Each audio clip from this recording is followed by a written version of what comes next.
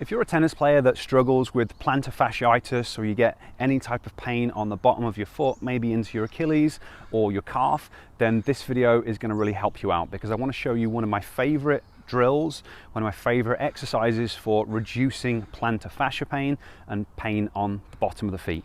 Hopefully you find it helpful. If you do, it'd be awesome if you give me a thumbs up. And if you haven't subscribed to my channel before, it really helps me out if you could do that as well. The exercise we're going to be working on is a mobilization for the tibial nerve. This is a really important nerve because it supplies your calf muscles and the muscles in the bottom of your feet. Now, pain is very complicated. There can be lots of potential underlying reasons why you've got pain in your plantar fascia, but one of the major ones for people can be that the nerve that supplies the muscles isn't quite moving as freely as it should do, because nerves can get stuck to surrounding tissues. So we're going to be working on mobilizing the nerve to see if that frees things up and it makes your foot feel better. If it does, this is going to be an exercise that you can use as part of your warm-ups before you play. You can use it regularly throughout the day to hopefully prevent the pain from appearing in the first place. Now, this isn't going to be a comprehensive approach of everything that you can do for plantar fascia and foot pain, but I have got a class that's going to go into a lot more detail about that, and a lot more detail about rehabilitating all chronic pain and injuries in tennis players. So if you're interested in that, I'll place a link down in the description so that you can check it out. But for now, let's get into it. We're going to start by learning how to create tension in the nerve, and then once we've learned that, then I'm going to show you how to mobilize the nerve at each of the joints that it crosses. So I'm going to slide to the end of the bench. I'm working on my left leg, so I'm going to straighten my left leg. I'm going to pull my toes up and turn them out. So I'm going to dorsiflex my foot and then evert my foot, which means lifting the little toe out to the side. We're holding the foot in this position because the nerve attaches to the muscles on the bottom of the feet, so we want to pin the nerve in place. And then we're going to find the tension by moving our spine into a different position.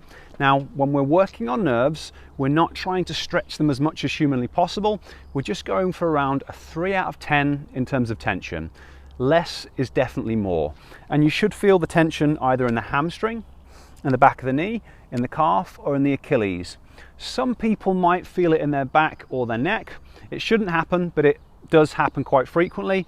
When that's happening, it normally means that you need to improve your spinal mobility. We won't be covering that here, but this is still going to be a really good exercise for you to work on. But ideally, you'll feel it in the back of the leg somewhere. So I'm going to hold my foot in position, and then I'm going to lean forwards. And when I get to that point there, I feel the tension behind my knee. Now, depending how flexible you are, it might look a little bit different. So for me, I straighten my spine, go to there, and I feel a 3 out of 10 tension. If I try and lean past that, it really goes up very quickly, so I can't. But depending on your level of flexibility, you might need to go much further forwards than me. So I'm going to have to change my foot position to demonstrate it, but you might need to lean all the way to there before you feel tension in your hamstring or before you feel tension in the calf. And if you're even more flexible, you might need to round your spine as well. But most people keep the foot in place, lengthen the spine, lean forwards, and then you'll start to feel tension. And once you've found that 3 out of 10, that's when we're going to start to mobilize things. Now that you know how to create tension, we're going to work on mobilizing the nerve. So I'm going to hold my foot in position, lean forwards until I find my tension, and then the first joint that we're going to mobilize things at is going to be the hip. And the way that we do that is just externally and internally rotating the leg.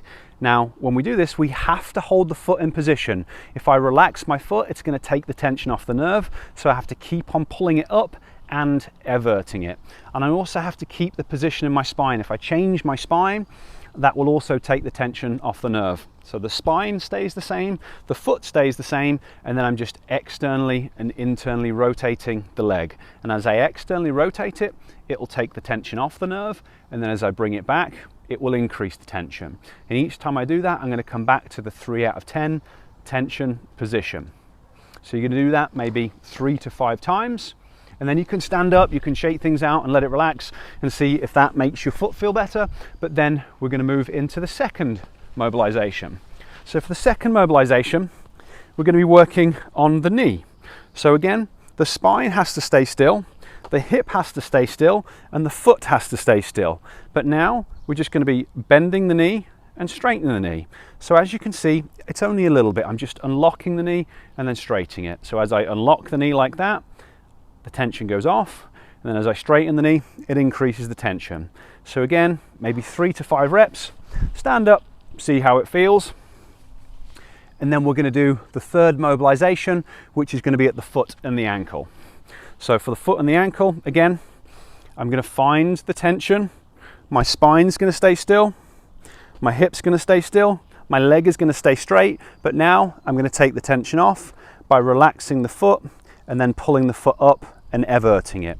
So relax the foot to take the tension off, pull the toes up and evert the foot to increase the tension. Again, 3 to 5 reps and then see how things feel. Okay, so that's how you mobilize the tibial nerve. You basically test your foot, see how it's feeling, go through the process that I've just showed you, then retest the foot to see if it feels better.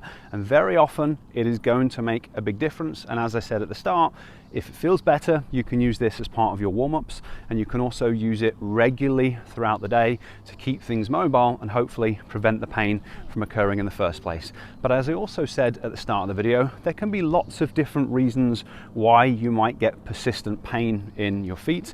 It's impossible to cover them all in the space of a YouTube video, and that's why I've created a free training to teach you more about how pain works on an underlying basis.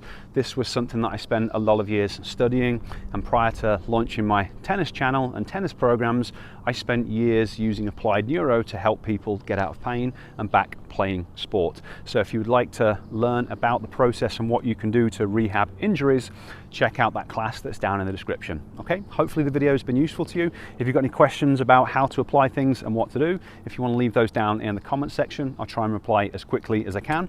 And yeah, I'll catch you next time.